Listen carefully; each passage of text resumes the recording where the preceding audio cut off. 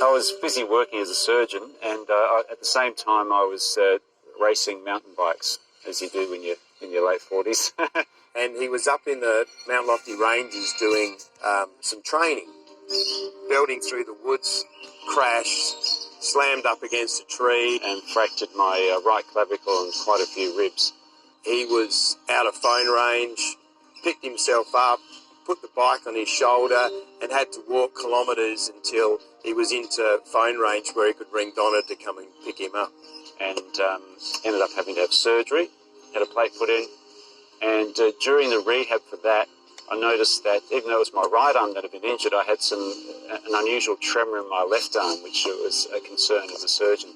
And from there, that's where they then started to diagnose his MS.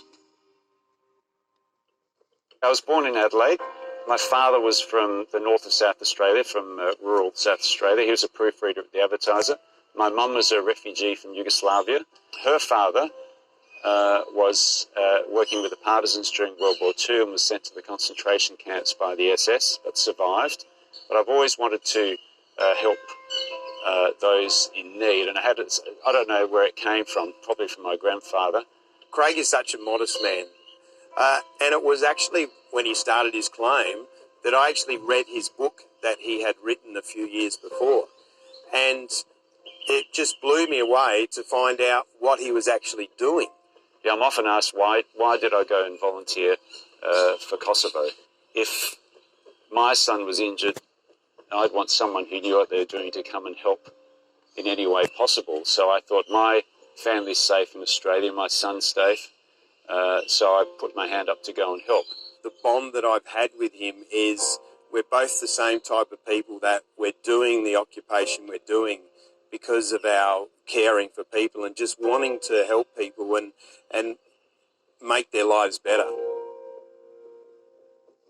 When I was first diagnosed with multiple sclerosis, it was a shock, but my main concern was for my patients and the well-being of my patients. I was doing a lot of keyhole surgery for lung cancer and a lot of open lung surgery. I noticed whenever I introduced instruments with the left hand, it was quite shaky and a little inaccurate. It got to the point where I had to stop operating for risk of causing harm to patients. So I went from being very busy surgically and spending many hours a day in the hospital, operating, working with staff, and operating in private as well. I was also a trauma surgeon with the Australian Army, and I had served overseas several times, so I was busy teaching and training there as well. And I was busy socially with my kids, with sport. So to go from that to then suddenly being unemployed was quite a shock. When I found out about this, I'm a bit of an emotional guy, and I find it really tough. I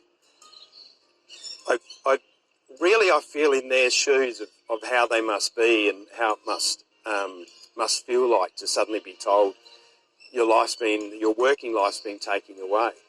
But at the same time, then I felt very proud that I was the one that indirectly that will be talking to AI and organising his income protection, his income to continue.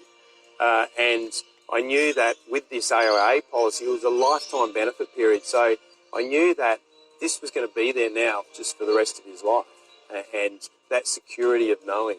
After being diagnosed with multiple sclerosis, I was very concerned that I wouldn't be able to continue with my drive and passion of teaching and helping others. But income protection has provided me the financial security where I can continue to volunteer, teach and train and help those in need.